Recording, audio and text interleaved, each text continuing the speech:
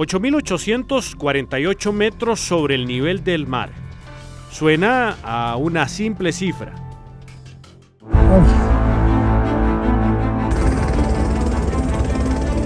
Puedo decir que sí, es cierto, uno ve gente muerta. La montaña no mata, mata tus decisiones. El saber que una persona que yo conocía, que tenía recuerdos, que te lo tenía en las fotos, había muerto fue mucho. Y me senté en una piedra y me puse a llorar y llorar y llorar. Era todo, ¿verdad? Tal vez todas las emociones. 3 días después, cuando yo estaba retomando el vuelo para salir a Katmandú, a un hospital, a él, en el mismo vuelo que yo tomé, en helicóptero digo, esa persona la sacaron de ese helicóptero en una bolsa negra, había fallecido. Pero la diferencia era que yo estaba contando la historia y esa persona no. Que mi vida y mi familia vale más que 100.000 cumbres, ¿verdad? La verdad es que sentí más miedo.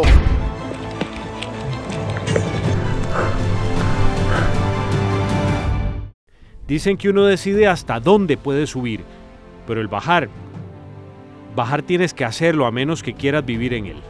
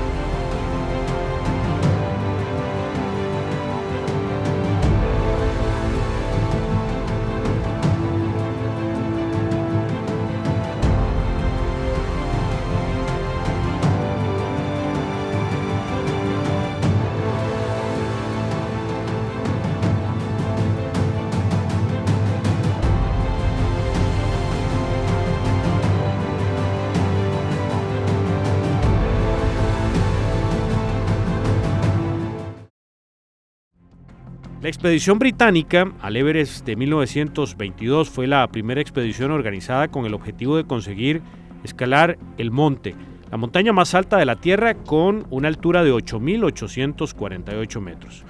Fue también la primera expedición en la que se usaron botellas de oxígeno para la escalada. Los montañistas trataron de escalarla desde la vertiente norte en el Tíbet, ya que la montaña estaba cerrada desde la frontera sur nepalí para los extranjeros. Un año antes se había llevado a cabo una misión de reconocimiento de la montaña, analizando todas las rutas de ascenso posible para llevar a cabo la escalada. En búsqueda de la ruta más fácil, el alpinista George Leigh Mallory, que participaría en la posterior expedición de 1924 en la que perdería la vida, descubrió la ruta de acceso norte, que a su juicio haría factible llegar a la cumbre. Después de 2 intentos fallidos, la expedición probó un tercer ascenso que acabó con la muerte de los 7 porteadores como resultado de una avalancha. La expedición no alcanzó la cumbre, quedándose en la máxima altura de 8.323 metros, a 500 metros de la cúspide, y marcó las primeras muertes reportadas en el intento de alcanzar la cima. Lo cierto es que hubo, tras otros varios intentos, que esperar 32 años para que Edmund Percival Hillary, un montañero, piloto y explorador neozelandés, y un sherpa nepalí, Tenzing Norgay, llegaran a la cima a las 11:30 de la mañana, el 29 de mayo de 1952, y regresaran con vida para contar la hazaña. El hombre había llegado al fin a la cima del mundo. La noticia del éxito de los alpinistas llegó a Londres a tiempo para ser publicada en la mañana de la coronación de la reina Isabel II el 2 de junio de 1953.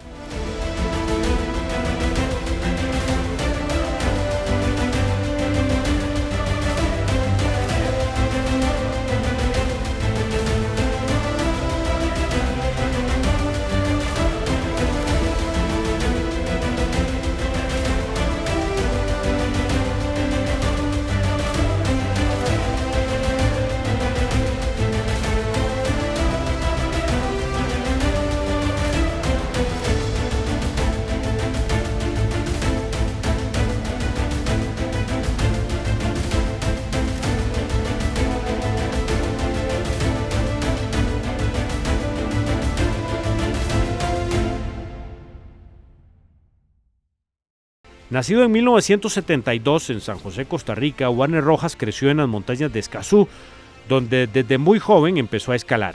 Ha escalado todas las montañas más altas de Centroamérica y Latinoamérica. así como numerosos picos importantes alrededor del mundo. Fue el primer costarricense en escalar los 7 picos andinos y el primer costarricense en alcanzar la cima del Everest. Lo hizo en el 2012.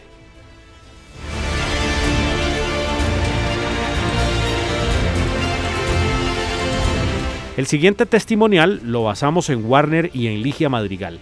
Junto a Ginette Soto, Ligia Madrigal es una de las 2 mujeres costarricenses que han intentado ascender. Ambas fracasaron, algo que ocurrió con Warner Rojas en el 2023. La verdad es que he sufrido bastante hoy. No sé qué algo tengo, pero algo se da la fuerza, un desgano feísimo. Raro. Pero bueno, íbamos ya muy cerca de Campo 3. Mínimo llevo en equipo aproximadamente unos 60-65 kilos. Parece loco, pero es eso. Y ahí un poco lo que he aprendido es como hacer un poco mañoso con los pesos, porque es mucho peso, entonces hay que pagar sobre esto. Y he tenido que agarrar ahí, poner las duffel de una manera para que no pese tanto esta parte o no lo marque tanto el reloj, pero son entre 60 y 70 kilos de equipaje, donde van las botas, el traje, la bolsa de dormir, equipo de montaña, piolet, o sea, todo va ahí. Pero es ese peso de cantidad de peso que hay que llevar, es mucho peso. Son 2 maletas incomodísimas de jalar.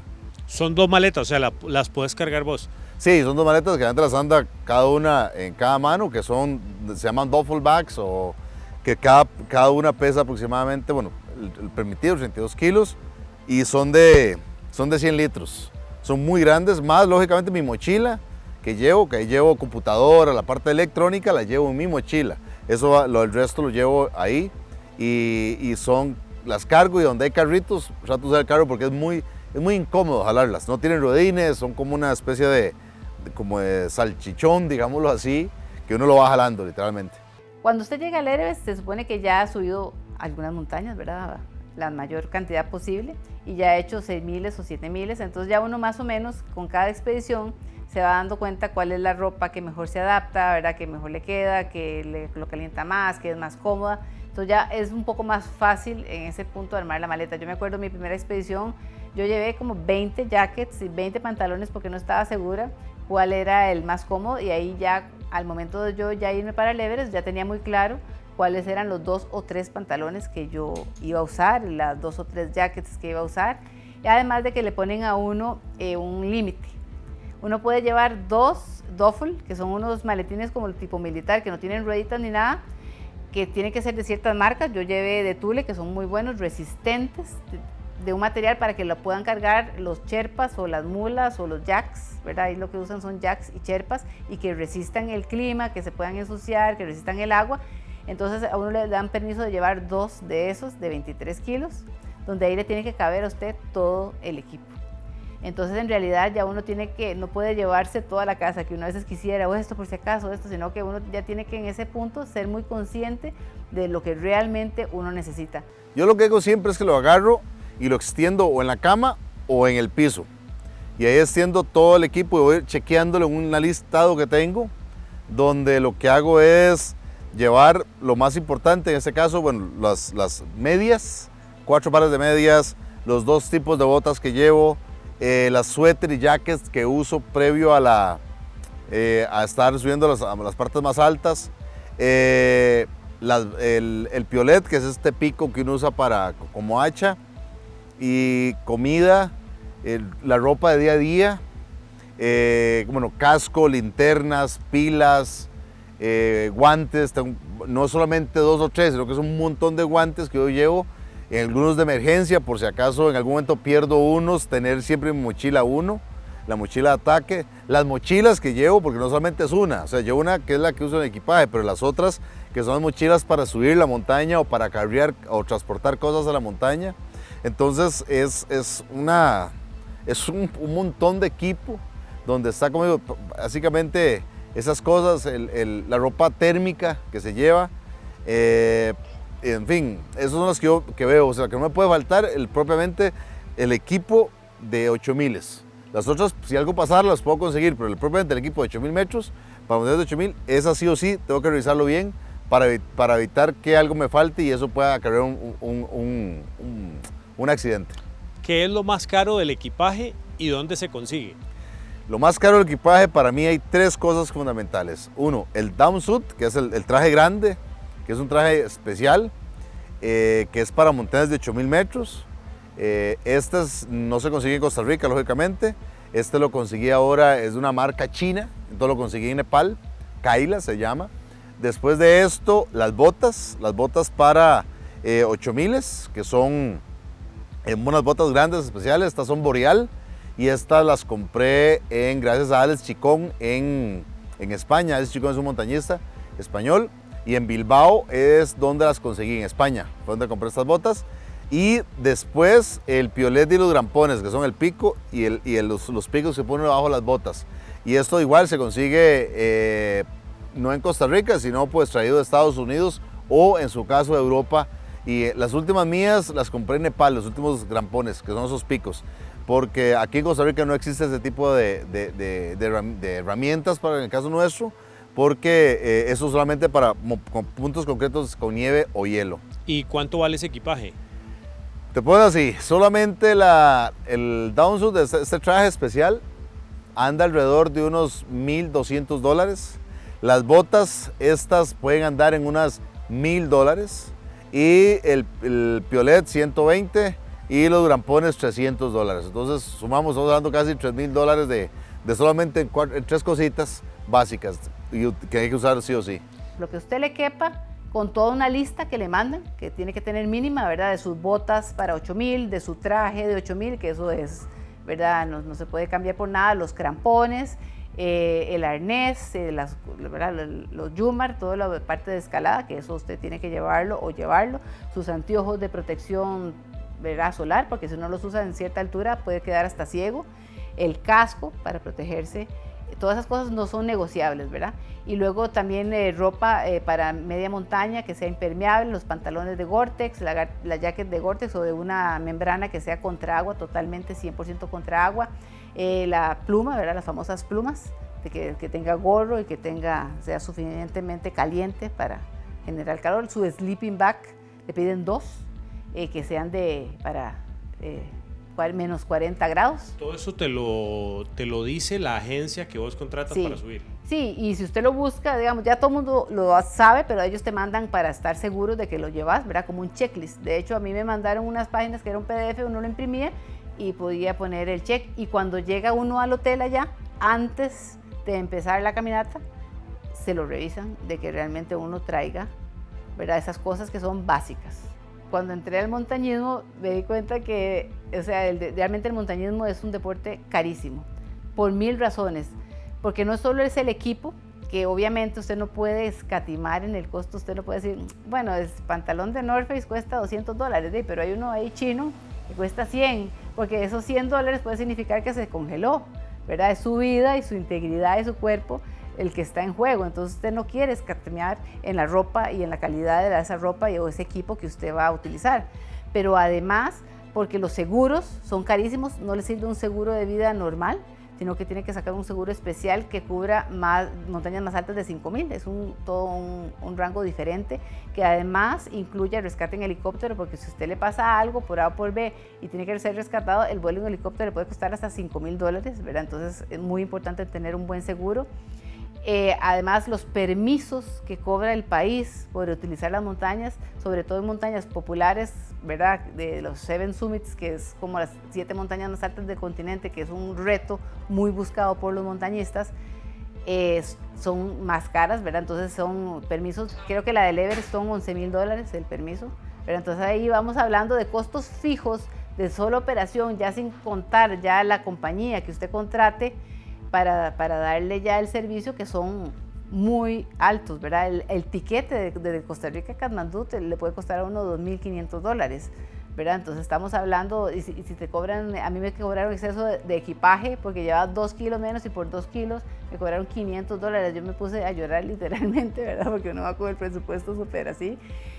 Entonces, obviamente, ya solo el llegar ahí y pagar el permiso de poder subir y su seguro y todo lo que uno necesita básico sin el servicio de la compañía, ya es un monto súper alto, ¿verdad? ¿Un presupuesto de cuánto podemos estar hablando?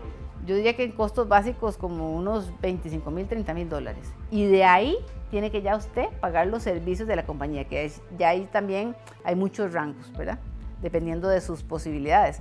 Por eso también antes el montañismo era un deporte muy de élite, ¿verdad? Los que subían eran aquellos ingleses famosos, militares que armaban su cosa, y luego el Everest tal vez perdió un poco de credibilidad, sobre todo ahora piden más requisitos, antes porque era tan caro ir que muchos atletas no tenían nunca la posibilidad de intentarlo porque nunca iban a conseguir esa cantidad de dinero. En cambio, un millonario de cierta condición que le gustaba la montaña decía, sí, yo pago y voy y ahí me suben, ¿verdad? Entonces, tal vez por eso también empezó esa cosa que hay de que el Everest va el que paga. La primera parada en el intento de atacar cumbre es Katmandú. La mayor ciudad nepalí tiene una población de 1 millón de habitantes y está situada en el valle del mismo nombre. La ciudad antigua se caracteriza por la gran cantidad de templos y palacios budistas e hinduistas y la mayoría de ellos del siglo XVII. Muchos de estos monumentos han sido, por desgracia, dañados por terremotos y la contaminación. En el valle de Katmandú se encuentran 7 sitios clasificados por la UNESCO como Patrimonio de la Humanidad. En este sitio, con una dosis de caos, arranca la expedición.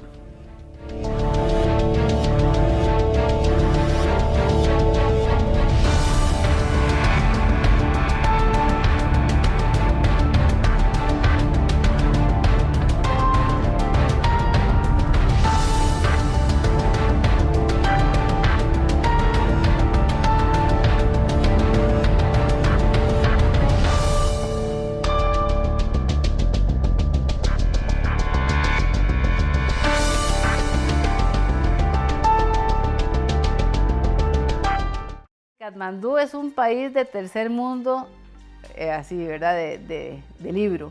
Entonces, es un desastre. Es un choque cultural, pero no digo un desastre en el mal sentido.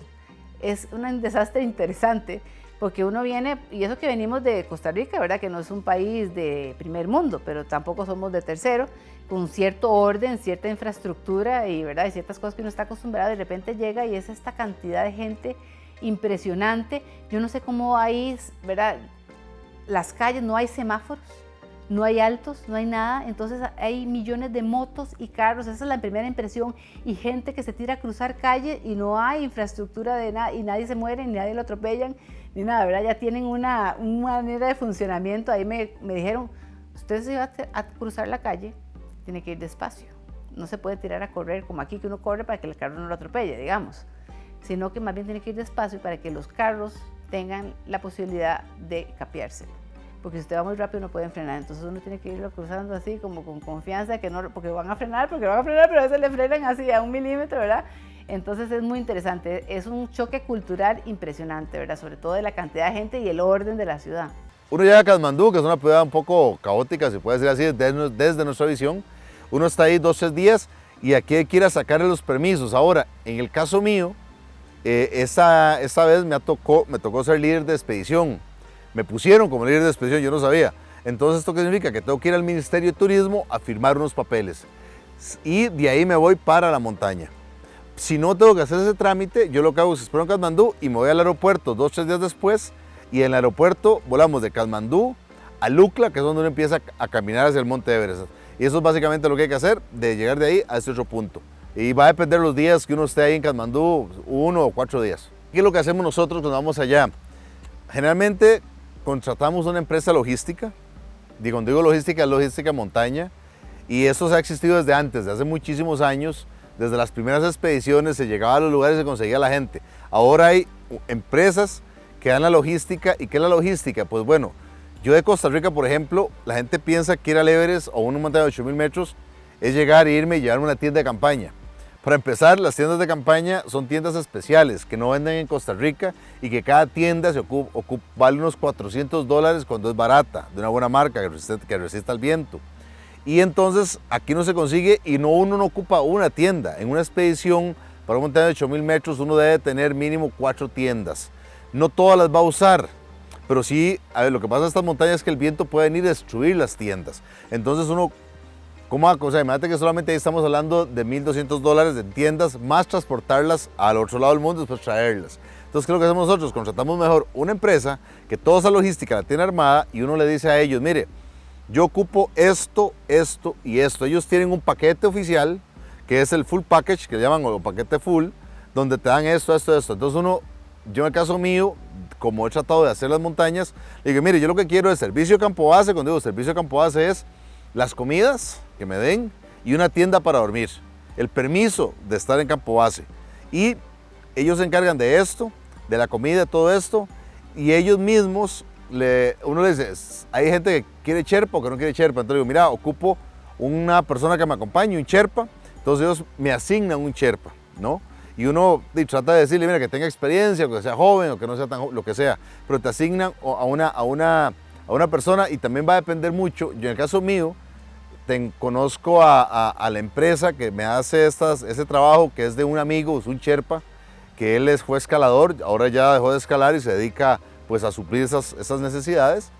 Y entonces yo a él le digo, mira, voy a subir tal montaña, ocupo un Sherpa. Nada más lo que ocupo es que, y a él se lo digo, yo no ocupo el Sherpa a la par mía, yo ocupo que él haga sus cosas y yo hago mis cosas y el día que vamos para cumbre vamos juntos y combinamos trabajos. Perfecto, pero es esta empresa que te brinda todo el servicio de logística, no solamente Sherpas, sino desde los permisos para ir a Nepal a pagar, porque esto uno tiene que pagar un permiso al Ministerio de Turismo de Nepal, y de eso, pues toda la comida, ellos se encargan de toda la logística, de ver la comida que va a ocuparse por cada persona durante 2 meses de expedición o 3 meses. La comida, o sea, todo eso se arma con una agencia, como digo, que da el trabajo de servicios, de prestadores de servicios de montaña, en este caso. Y uno escoge cuánto querés. Generalmente el que tiene menos experiencia, agarra al mejor Sherpa, paga las mejores tiendas, va a ver de plata. Pero esa es la persona que le mueve todo. Algunos otros lo que queremos es menos servicios, pero los básicos para tenerlos, para no tener que preocuparme por eso. Me dijeron, tiene que estar el 7 de abril. Y yo duré caminando y llegué como el 16 de abril a campo base, y el intento de cumbre se sabía que iba a ser hasta dentro del 14 y 20 de mayo. ¿Verdad? Que esas eran las ventanas que tenían ellos pensado de que iba a haber buen clima, que normalmente es cuando hay buen clima. Entonces imagínense, un mes después, una vez que uno llega a campo base, hasta como empiezan las rotaciones, ¿sí? Antes de eso uno tiene que hacer rotaciones para aclimatarse, que lo llevan hasta el campo 2 y un poquito más. Tratan de evitar ahora que uno, antes se hacían 2 o 3 rotaciones, ahora tratan de evitar que uno sube, porque esa parte del cúmulo del glaciar es muy peligroso. Y es el inicio, es entre campo base y campo 1, y es la parte más peligrosa de todas, bueno, después de que ya la parte de la cumbre, ¿verdad? Que también es peligroso, pero porque tiene mucha grieta, es esas famosas escaleras que uno ve en las fotos, y esas grietas tienen kilómetros para abajo, hay paredes de hielo que hay que escalar, entonces además es lento, porque requiere mucho esfuerzo. Es como después de que uno ya estuvo en campo base, aclimatándose, haciendo ciertas caminatas, ya es la hora de la verdad. Lo obligan a uno a atacarlo de noche, a las 2 de la mañana, porque donde ya calienta el sol, el hielo empieza a moverse, empieza a derretirse. Se supone que no se supone, es una realidad que ese Humboldt está en constante movimiento. Entonces fue muy interesante porque la primera rotación que nosotros la hicimos como a final de abril, o a principios de mayo, ya cuando volvimos a hacer ya el ataque a cumbre, había cambiado totalmente. Ya las grietas eran diferentes, había escaleras diferentes, había paredes diferentes, porque eso se va moviendo. Pero se mueve no sé cuántos metros por cada 15 días. Yo lo que realmente llevo de acá son de comida, lo que yo llevo básicamente es cosas pocas, porque ya lo tengo todo, pero o sea, lo que no me puede faltar a mí es el café. Entonces yo me llevo mi café de acá, eso sí o sí, porque no, allá el café es café instantáneo, pero el resto de cosas, curiosamente Nepal es un país de vocación agrícola y tiene un plato que es muy parecido al de Costa Rica. Ellos le llaman dalbat, que es arroz y lentejas. Entonces, y es básicamente un casado. Entonces, para mí la similitud con ellos es muy, muy, muy, muy parecido. Y además de eso le agregas verduras o una proteína. Y después pasta, eso es lo que se come allá. Y eso todo lo tengo allá, entonces no tengo problema con eso. Lo que sí digo que aquí me llevo, que nunca me falta, porque sí, allá es un poco, no hay, es el café que quiero tomar durante el ascenso a la montaña. Es lo que no me falta y que lo ando para arriba y para abajo. Llevar comida, porque a uno obviamente el servicio que le dan es con comidas, pero en ese momento uno realmente no realiza. Yo la expedición más larga que había hecho eran como de 20 días que estuve en el Aconcagua, y la verdad que la comida era muy buena porque era muy parecida a la nuestra, de que iba a ser pasar 50 días en un país asiático con comida asiática, que no son los sabores y las comidas que yo estoy acostumbrada. Al principio pues es algo diferente y uno dice, bueno, sí, eso. Pero ya cuando usted ya lleva 15 días de no probar cosas ¿verdad?, que reconocidas para usted, es una tortura. Entonces, si Dios quiere y vuelvo, yo pienso llevar un poco de comida, de frijolitos molidos y fresquitos y sabores, salsa Lizano, no sé, ¿verdad? Aquí estoy buscando patrocinio, no, mentira. Sabores, mi cafecito de Costa Rica, ¿verdad?, que ahora tengo 1820, y sabores para recordarme y cambiar esa monotonía, porque realmente era una comida aburrísima, porque entonces tratan de no ponerle tanto condimento para que le sea del gusto de todos, pero realmente usted pregúntele a cualquiera, todo el mundo se queja de la comida porque es muy monótona y cada uno extraña sus saborcitos del país. Entonces llevaría un poco menos de ropa y llevaría un poco más de esas cosas. Al menos 322 personas han muerto intentando llegar a la cima del Everest desde principios del siglo XX. Aproximadamente entre 5 y 10 personas mueren en la montaña más alta del mundo cada año, pero en la última década se ha producido un aumento. Aunque el 2014 quedó grabado como uno de los años más mortíferos por la trágica avalancha que sepultó a varios sherpas locales, los expertos indican que en el 2023 es el más peligroso de la historia.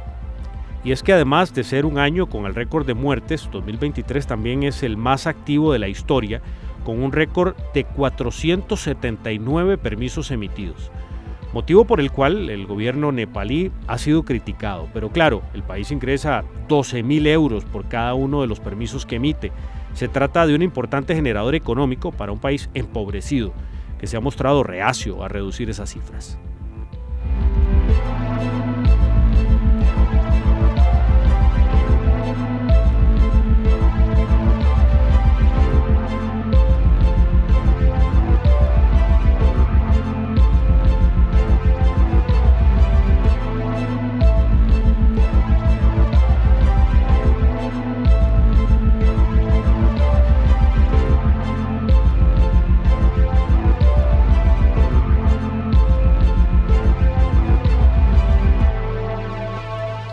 Warner, ¿por qué la gente pierde extremidades tratando de hacer cumbre en el Everest o congelamiento de órganos? Mira, esto sucede, hay varias razones, pero digamos, una de las más comunes es que está muy fría la montaña, lógicamente, hay una mala hidratación. Entonces, ¿por qué digo esto? Uno ocupa que el organismo, uno dura un mes, mes y medio, y que el cuerpo se acostumbre a la altura, generar glóbulos rojos. Pero estos glóbulos rojos en el torrente sanguíneo tienen que moverse o circular bastante rápido. ¿Qué hace uno para que circulen rápido? Una buena hidratación. Estar tomando mucho líquido, y cuando digo mucho líquido, entre 10 a 12 litros de líquido al día. Cuando uno intenta cumbre, de una u otra manera corta esa hidratación y lo hace menos que los días normales. Entonces la sangre se va espesando y se empieza a cristalizar digitalmente, se hacen cristalitos a la sangre, y ahí es donde empieza la congelación. Además de esto, que el organismo, el cuerpo, cuando siente amenazas, en este caso lo que hace es básicamente proteger esta parte, el tronco, extremidades, la cabeza y el tronco, donde están los órganos principales, y de una u otra manera desconecta las extremidades. Entonces son más vulnerables, y esas son las primeras que se congelan, especialmente los dedos de las manos o dedos de los pies, porque todo está concentrado en las partes más importantes. Y esto le aunamos la mala hidratación, esto hace que las manos sean más y los pies sean más fáciles de congelar. Ahora, la cara, el viento te puede pegar directamente, te puede congelar, y además de esto, lógicamente, mal equipo.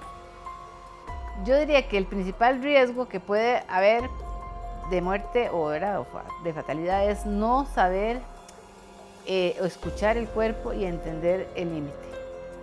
¿verdad? Porque la mayoría, obviamente hay posibilidad de avalancha y que cuando hubo el terremoto, y esas son cosas ya de cosas naturales que no, ¿verdad? Puede ser el mejor atleta del mundo, preparado y todo, y estaba parado en el momento equivocado, ¿verdad? En el lugar equivocado, en el momento equivocado, vino la avalancha y no hay nada que hacer.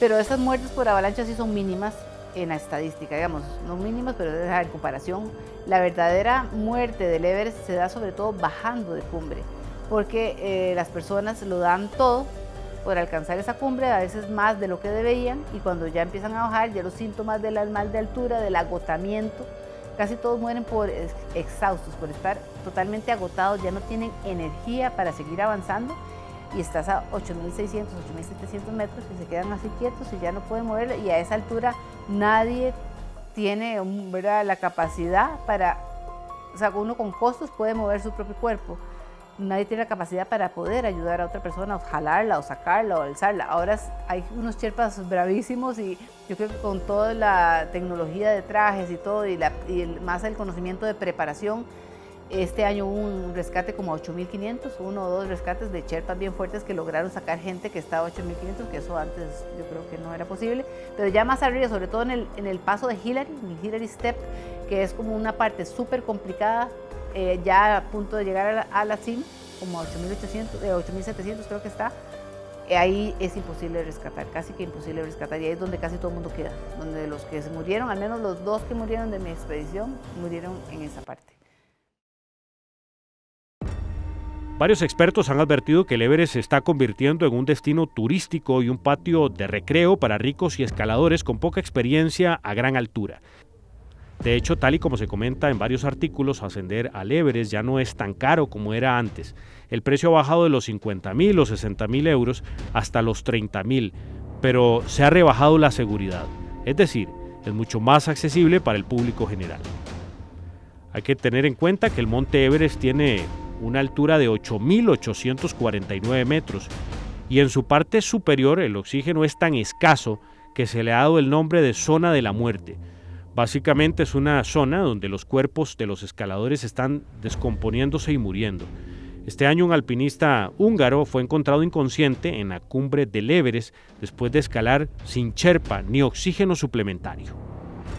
Otro escalador de Singapur, desaparecido, le envió un mensaje a su esposa para informarle que tenía edema cerebral de gran altitud, una afección mortal que ocurre a grandes alturas. En mayo, un doctor jubilado estadounidense de 69 años murió en el campamento 2 tras decir que se sentía mal. Ese mes también una profesora de 58 años con un marcapasos murió tras un infarto en el campamento base antes incluso de empezar la ruta. Y otro chino de 52 años murió cerca de la cumbre sur después de quitarse el oxígeno artificial para limpiarse las gafas.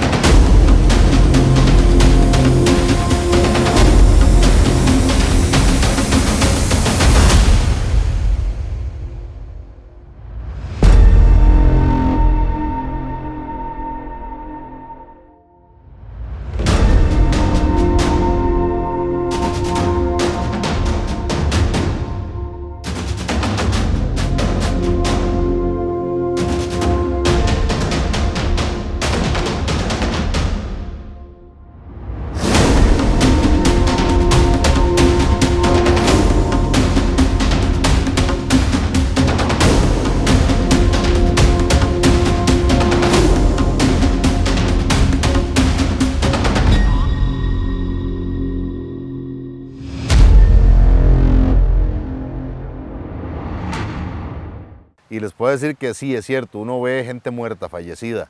Y es muy impactante, lo que el punto de Mercedes es muy impactante porque uno te pone a reflexionar en que básicamente lo que estás haciendo, la montaña no mata, mata tus decisiones. Entonces, ¿cómo hago para que esas decisiones sean las más acertadas? Porque mucha gente que muere es porque no le hizo caso a alguna situación que pasa. Pero es muy impactante porque uno se puede empezar, bueno, por una simple decisión, que puede ser pequeña, que ya es muy grande, está la diferencia entre que sigo contando la historia o me quedo ahí. Para mí esta vez fue muy impactante que no pude lograr subir al Everest. Era ver la persona que iba delante mío, el día que íbamos a intentar del campo 3 a campo 4.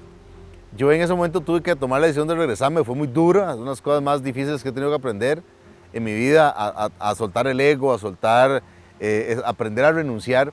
Y delante de mí una persona que siguió, era de Malasia, recuerdo porque había una bandera guindada en su mochila, y en todo el campo base habían 3 personas de Malasia que iban a intentar el Everest, y una estaba en la expedición de nosotros. Pero bueno, esta persona siguió, yo me regresé. 3 días después, cuando yo estaba retomando el vuelo para salir a Katmandú, a un hospital, a él, en el mismo vuelo que yo tomé, en helicóptero digo, esa persona la sacaron de ese helicóptero en una bolsa negra, había fallecido.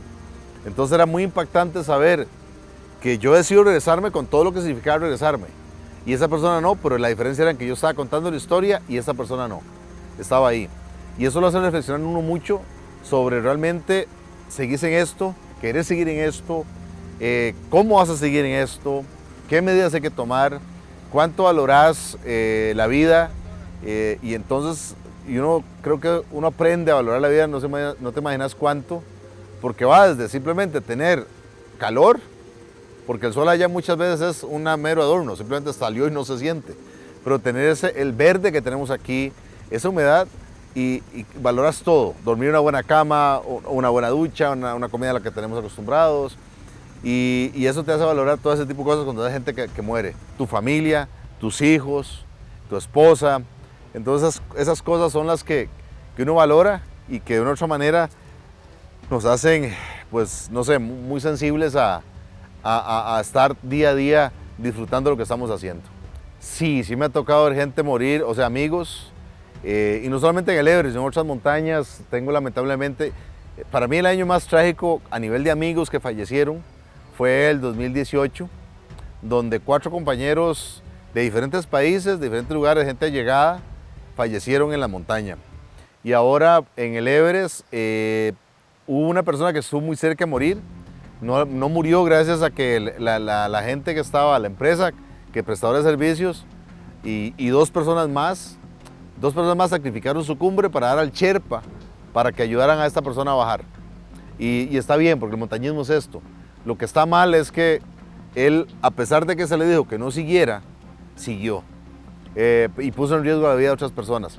Y él perdió todos sus dedos esta vez. Pero definitivamente uno ver gente que haya muerto y que son amigos, que compartimos en algún momento, algún campo base, en alguna montaña como Aconcagua o en Sudamérica, es muy duro, porque hay gente que te enseñó, tuvo esa amabilidad y ese engagement de poderte dar consejos y trabajar con ellos y disfrutar con ellos, y que de un pronto a otro no estén.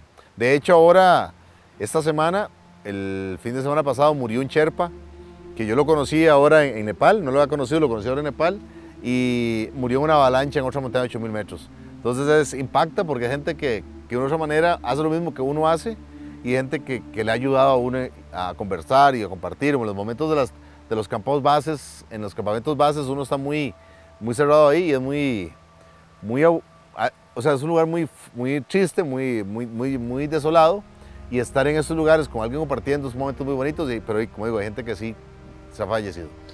Y eso fue, yo creo que de las partes más duras, porque obviamente, digamos, yo creo que de los momentos de inflexión más grandes que tuve yo, obviamente, bueno, fue el llegar a Katmandú y decir, pucha, ya estoy aquí, después de tantos años de trabajo, ¿verdad? Porque fueron 4 años de, tal vez la gente diría, bueno, 4 años es suficiente. Bueno, yo tengo 20 años de ser atleta de montaña, de alto rendimiento, de mountain bike, de montañismo, de aventura, de correr carreras en los Alpes, en los Andes, ¿verdad? En montañas tal vez de 4.000 para abajo.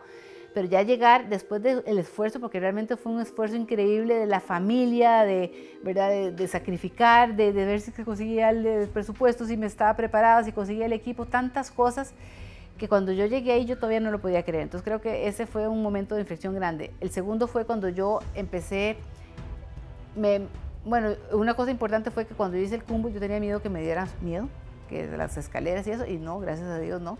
Me sentí muy cómoda, me sentí muy bien, obviamente cansada, pero nunca me dio miedo de que yo dijera, ay no, esto no es para mí, porque pasa, digamos, de mi grupo de 18, yo todo lo hago en la estadística de mi grupo de 18 escaladores que éramos como entre 16 y 18, ahí crecía o decrecía, que 2 se devolvieron y hombres empezaron el cumbu y le dijeron, no, esto es muy peligroso, esto no es para mí, y se devolvieron, no se sintieron cómodos. Yo por dicha siempre me sentí segura, porque yo siempre iba con eso muy claro. En el momento que yo me sienta que no voy segura, que me da demasiado miedo o que estoy dando más, yo me devuelvo.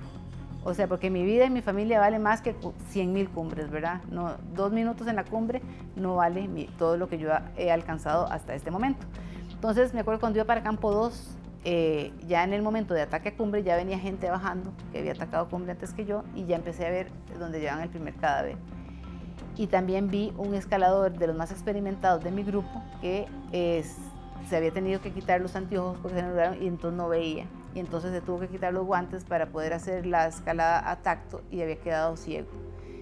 Y era un escalador que ya había subido un montón de 8000 y era un señor eslovaco que una gran experiencia, que había escrito libros. Entonces yo dije, si él está así, ¿cómo voy a quedar yo? ¿Verdad? Uno le viene esa mente.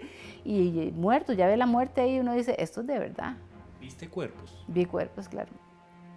Sobre todo ese que lo iban bajando. Ese me impresionó muchísimo. Y yo dije, a mí me pasó que en el Aconcagua, en enero, me tocó ver una persona morir enfrente de mí. O sea, cayó muerto delante mío en la fila cuando íbamos a la cumbre. Y fue muy importante porque el guía que iba conmigo, que era un guía muy profesional argentino, me dijo, yo me puse a llorar. Y yo le dije, ¿qué? ¿Nos vamos a devolver o qué vamos a hacer? Y él me dijo, vea, él no es de nuestra expedición, no es nuestra responsabilidad. Y él murió haciendo lo que quería. Él era un adulto y todo el montañista que empieza a subir una montaña sabe que puede morir. Y qué más honor para un montañista ser ahora parte de esta montaña. Qué lugar más bonito para morir que ahora es parte de la Aconcagua o ahora parte del Everest o ser parte del Chirripó, ¿verdad? Es una manera romántica de verlo y realmente es la manera real, porque cuando uno hace una actividad de riesgo sabe que puede pasar eso. Entonces yo me acordé de eso y dije, bueno, esto primero puede pasarle a cualquiera, a un montañista experimentado o a uno principiante, o sea, a veces un accidente o la muerte pasa, porque de hecho de los 2 que murieron, uno era bastante experimentado y otro era totalmente profesional, que ya había hecho K2 sin oxígeno y ya había hecho el Manaslu sin oxígeno, o sea, era un belga muy famoso y aún así le tocó, ¿verdad? Fue duro. Entonces yo dije, bueno, yo estoy aquí y yo voy a cubrir mi propio riesgo y voy a llegar hasta donde yo siento que puedo, ¿verdad? Yo siempre estaba tratando de mantenerme activa, de hacer cálculos matemáticos, de acordarme de cumpleaños y cosas, porque yo dije, en el momento que mi cerebro, eso es lo que más miedo me daba, que me diera eso, el edema cerebral, que te hace que uno no pueda pensar claramente, y ahí también es donde ocurren las muertes y los accidentes. Porque ¿qué pasa? Que le da mal de altura, entonces ya no piensa claramente y entonces le da más de lo que tiene, ya no tiene control sobre si estoy dando demasiado, si todavía tengo fuerzas o no. Eso también pasa, a veces no es consciente, a veces simplemente la altura le juega a uno esa mala pasada y ya no sos consciente de tus límites. Warner, ¿cuánto te costó tomar la decisión de decir no, regreso? A ver, en tiempo diríamos fue muy corta, fue media hora. Pero lo que significaba eso, porque yo iba subiendo y no podía, iba muy despacio y sabía lo que venía. Yo sí tenía muy claro y muy claro efectivamente qué es lo que seguía, cuánto faltaba y el ritmo que yo llevaba era súper bajo, era mal. Nunca me ha pasado eso en una montaña. Y entonces era como afrontarme a mí mismo, decirme, hoy no te toca, hoy no podés. Es que si seguís puedes poner en riesgo tu vida y la vida de los demás. Y ya han pasado muchas cosas esos días en la montaña que no ha afectado, pero sí han pasado cosas en que uno no quería llegar a eso. Pero bueno, entonces en un momento yo sabía que iba muy despacio, le dije al Sherpa que iba conmigo, yo mira, voy muy despacio. Me dice, ¿qué vamos a hacer? Yo, deme media hora. Y esa media hora era para interiorizarme a mí mismo de que esta vez no se pudo. De que esta vez, a pesar de que tenía todo para hacerlo, patrocinadores, buena condición física, experiencia, no era el momento para hacerlo. Y eso fue una decisión muy difícil porque nunca me ha tocado hacerlo de esta manera, cuando iba a intentar cumbre, cuando ya estaba listo para eso, pero ahí valoré mi vida, mi familia y lo que quiero hacer a futuro, versus una cumbre que lo que hace es básicamente muchas veces llenar de ego a las personas. Entonces renunciar a eso fue complicado, pero no me arrepiento de la decisión. Y todo esto lo puedo decir aquí, no me quedé conforme. Yo todavía me levanto en las noches o algún momento me despierto diciendo, ¿qué pasó? ¿Por qué no pude? La parte de esa, o sea, racionalmente lo puedo entender, pero esa parte de uno que practica deporte, ¿no? De atleta, no de competición, pero sí de lograr metas y objetivos, le queda a uno, ese gusanito a uno le queda y eso todavía me mantiene dando vueltas de por qué no lo logré. A futuro es un pendiente que me queda. Yo sé que el Everest no se va a ir de ahí y la vida me ha dado oportunidad de poder intentar otras cosas, pero quedó esa espinita ahí clavada, ¿verdad? Y eso no se lo he dicho a nadie pero me despierto a veces con la sensación de por qué no se lograron las cosas, ¿verdad? Pero bueno, tengo muy claro por qué no se lograron, pero sí, siempre quedó esa espinita. Cuando fue un amigo, porque digamos, de los dos que murieron, uno sí hablaba con nosotros, pero como era más pro y todo, aunque era buenísima gente, pues uno no le hablaba tanto, pero el otro que murió era un muchacho de Singapur, buenísima gente, que le tomó, era tan buena persona que se encargó de tomarle fotos a todos, nos tomó y nos hizo una pequeña entrevista. Él siempre hablaba de su familia, de su esposa, era una persona súper alegre, súper amable, nunca una mala cara, nunca un maltrato, súper educado. Entonces a mí realmente me dolió cuando yo me enteré y fue la misma noche que yo iba a atacar cumbre. Él estaba ahí en otra tienda y él sí salió y no bajó. Entonces para mí el hecho de que yo pude haber sido, que yo estaba brava porque no me dejaron continuar, porque yo sí quería, yo me sentía fuerte, qué sé yo, pero ¿verdad? Son las cosas de la vida, yo lo acepté, yo dije, bueno, mi líder dice que no, y bajo, ¿verdad? Él sabe más que yo, o no sé si eso es una señal de Dios que me está diciendo, Eligia, no, aunque usted se sienta bien, y donde yo me enteré que él murió, y esa noche, justo que la que yo iba a atacar cumbre, me afectó como el doble, porque yo pude haber sido yo. Tal vez sí Dios o una fuerza superior me protegió, porque hizo un clima súper duro esa noche, mucho frío. Y el saber que una persona que yo conocía, que tenía recuerdos, que te lo tenía en las fotos, había muerto, fue mucho, porque ese que murió en Aconcagua yo no lo conocía. Esos cuerpos que a veces yo veía bajando, yo no los conocía, pero a esa persona sí. Entonces yo me acuerdo que yo al principio me lo tragué porque tenía que bajar, o sea, la mitad del camino es subir, la otra mitad es bajar. Dicen que uno sube, uno toma la decisión hasta dónde quiere subir, pero la bajada es obligatoria, ¿verdad? Usted no se puede quedar ahí. Entonces yo bajé, llegué hasta campo 3 de un solo, mi Sherpa estaba como desesperado por bajar, ahí descansé una noche y luego ya bajé. Ahí me ofrecieron un helicóptero, pero costaba $2.800, yo no, tranquilo, yo camino. Bajé hasta campo base, caminando, y cuando llegué a campo base, que ya me sentí segura, ¿verdad? Porque ya de ahí es trekking, ahí lo solté todo y me acuerdo que ni siquiera entré a mi tienda, hacía frío, eran como las 3 de la tarde cuando llegué, y me senté en una piedra y me puse a llorar y llorar y llorar, era todo, ¿verdad? Tal vez todas las emociones de no haberlo logrado, de que yo me sentía bien, entre frustración, entre susto, de que tal vez sí fue la decisión correcta porque este muchacho murió. Y me acuerdo que llegaron unas señoras alemanas que estaban ahí, que ni me conocían, tan lindas, y llegaron y me trajeron un té, porque yo no me podía mover de esa piedra, cayéndome nieve y sentada ahí llorando. Y yo decía, es que se murió mi amigo, ni siquiera era un amigo cercano, pero sí, o sea, compartí con él 40 días. O sea, hasta 24/7, comes con él, lo ves en el desayuno, en el almuerzo, la cena, hicimos prácticas juntos, o sea, se hace como una familia. Entonces creo que esa fue de las cosas que más me dolió y más me impresionó. Dicen que el Everest es una trampa mortal, a la que puedes subir, pero él decidirá hasta dónde podrás bajar.